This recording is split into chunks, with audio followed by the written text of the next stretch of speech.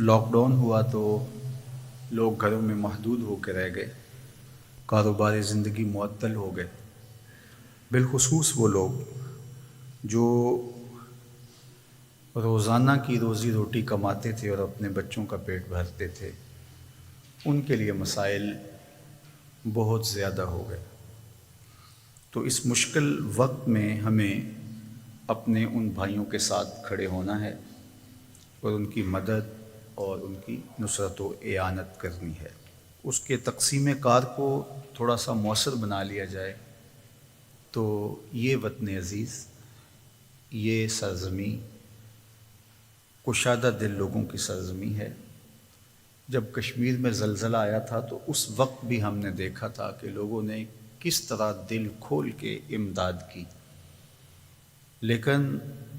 ایک منظم طریقہ کار نہ ہونے کی وجہ سے خرابیاں پیدا ہوئیں۔ اس وقت بھی یہ سلسلہ ہو رہا ہے کہ اہل خیر تو کوشش کر رہے ہیں کہ لوگوں تک رسائی ہو، لیکن بہت سارے پیشہ ور بکاری میدان عمل میں موجود ہوئے اور بعض جگہوں پہ چھینا جھپٹی کا ماحول بھی پیدا ہوا۔ تو میرے خیال کے مطابق سڑکوں پہ آ کے تقسیم کرنے کی بجائے اہل خیر کو اور جو کام کرنے والے لوگ ہیں، فلاحی تنظیمیں ہیں، ان کو وہ لوگ تلاش کرنے چاہیے اور ان تک پہنچنے کی کوشش کرنی چاہیے۔ اور یہ بہت آسان ہے، مشکل نہیں ہے۔ ہر محلے میں ایک مسجد موجود ہے اور مسجد کے اطراف میں 300 400 200 گھر موجود ہوتے ہیں جو مسجد سے وابستہ ہوتے ہیں۔ سارے لوگ نمازی نہ بھی ہوں لیکن مسجد سے وابستگی سب کی ہوتی ہے۔ تو مسجد کمیٹی اور امام مسجد کو سارے لوگوں کے حالات بھی معلوم ہوتے ہیں۔ تو اگر مسجد کے اندر ان لوگوں کی فہرست تیار کر لی جائے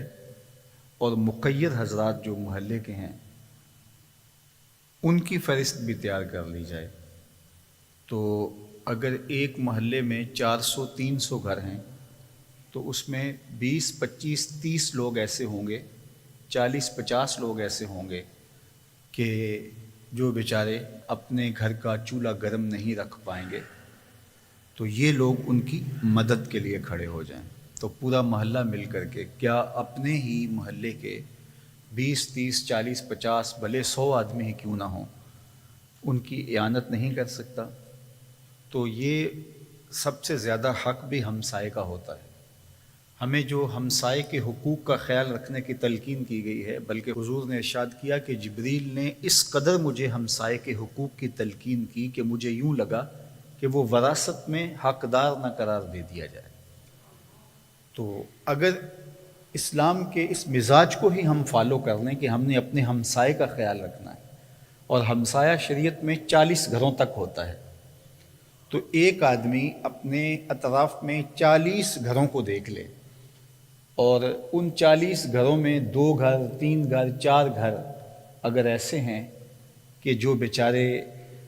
اپنی زندگی کا رشتہ قائم رکھنے کے لیے روز روٹی روزی کماتے ہیں اور روز کھاتے ہیں، تو 40 گھروں میں اگر 5 7 10 گھر بھی ایسے ہوں تو 30 لوگ مل کے ان کی کفالت نہیں کر سکتے۔ اس کے بعد پھر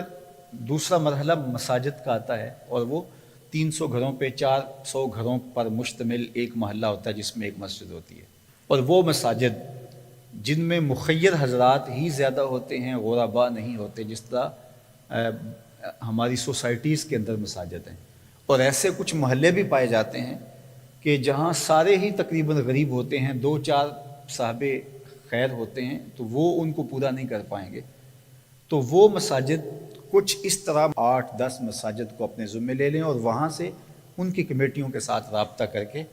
وہاں کے غرباء تک پہنچیں، اور اس میں بہت زیادہ اس بات کا خیال رکھنا کہ کبھی بھی عزت نفس کسی کی مجروح نہ ہونے پائے۔ پتہ نہیں یہ جو سیلفیاں ہم سوشل میڈیا پہ دیکھ رہے ہیں امداد دینے کی، یہ ماضی کی ہیں یا ان دنوں کی ہیں،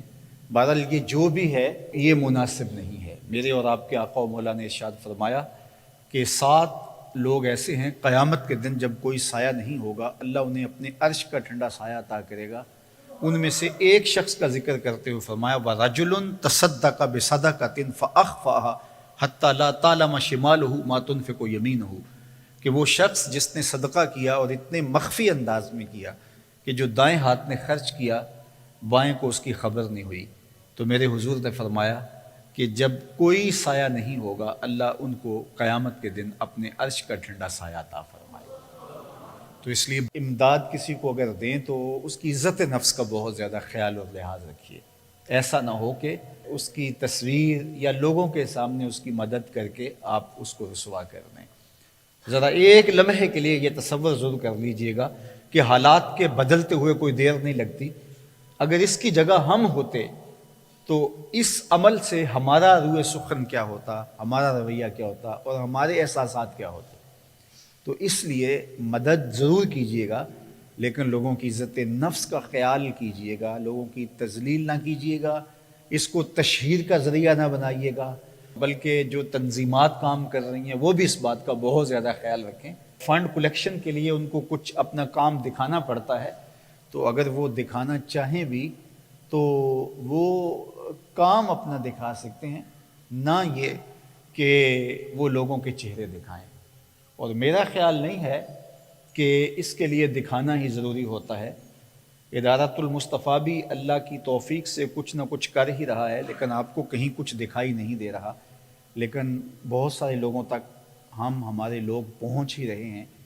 تو سب سے بڑی بات یہ ہے کہ معاشرے کے اندر مجموعی طور پہ یہ کلچر فروغ پا جائے کہ ہم نے اپنے ہمسایوں کا خیال رکھنا ہے، اور ہمسائیگی 40 گھروں تک ہوتی ہے، اور مساجد کو مرکز بنا کر کے اطراف پر غور و فکر کر لیا جائے، اور مخیر حضرات جو اپنے ملازمین ہیں ان کے اور جو ان کے رابطے میں لوگ ہیں ان کا خیال